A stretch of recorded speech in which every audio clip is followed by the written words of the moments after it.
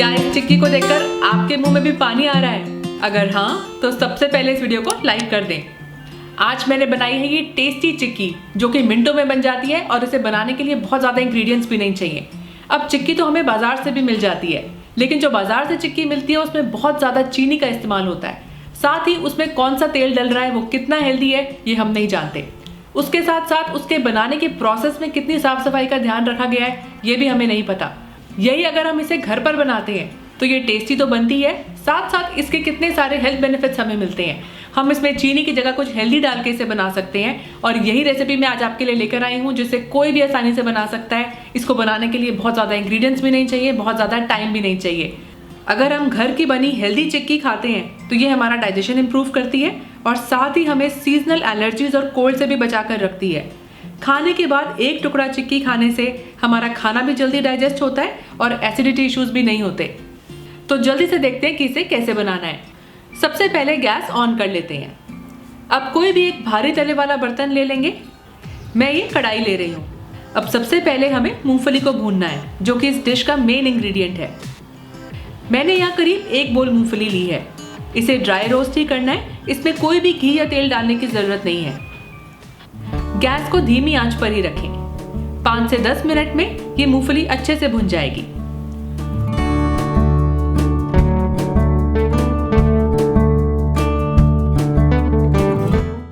अब इसे एक प्लेट में निकाल लेंगे।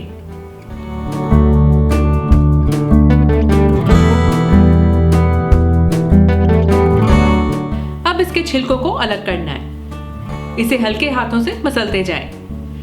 ऐसे इसके छिलके आसानी से अलग हो जाएंगे।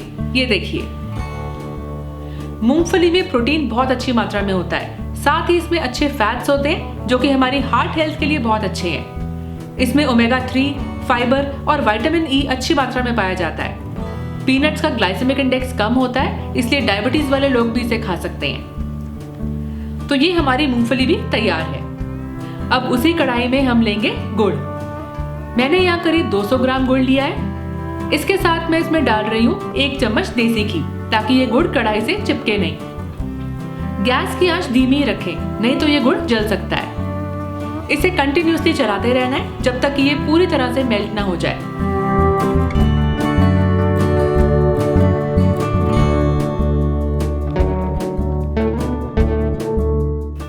गुड़ और घी जब ये दोनों साथ में खाए जाते हैं तो ये हमारी बॉडी को कई फायदे देते हैं।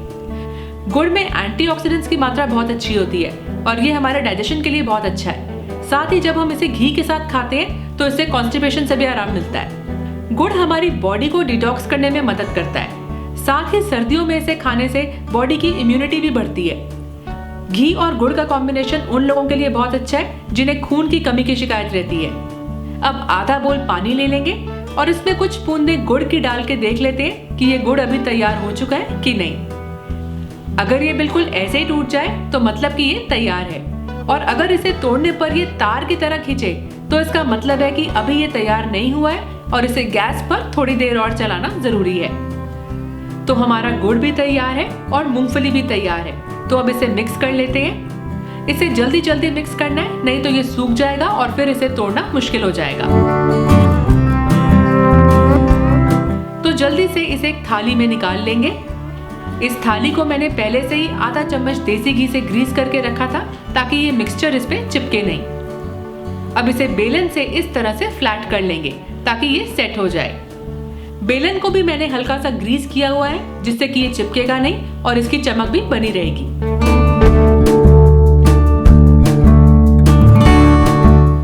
अब मैं इसमें डाल रही हूँ थोड़े से सफेद तिल। सेसमे सीड्स फाइबर का बहुत अच्छा सोर्स है और साथ ही ये बॉडी में कोलेस्ट्रॉल लेवल्स को भी कम करते हैं। जिन लोगों को हाई ब्लड प्रेशर की प्रॉब्लम रहती है उनके लिए भी ये बहुत अच्छे हैं। इसमें healthy fats, omega 6, calcium, iron बहुत अच्छी मात्रा में होता है, जो कि अच्छी हेल्थ के लिए बहुत जरूरी है। और अब मैं इसमें डाल रही हूँ थोड़े से सौंफ।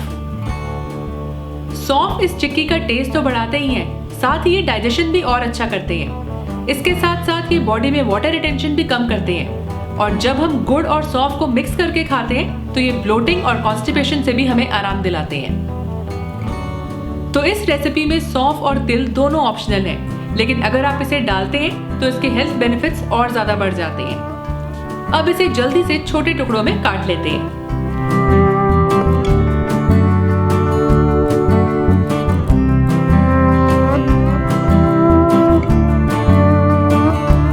ये देखिए, एकदम परफेक्ट चिक्की बनकर तैयार है। बिल्कुल ऐसे ही क्रिस्पी होने चाहिए ये।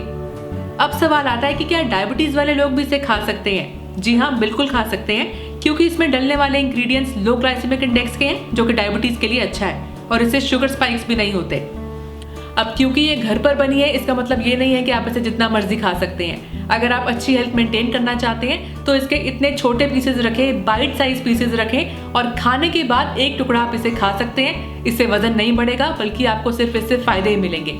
इस टेस्टी रेसिपी को ट्राई जरूर करें और अपना फीडबैक भी मुझसे जरूर शेयर करें। All the best.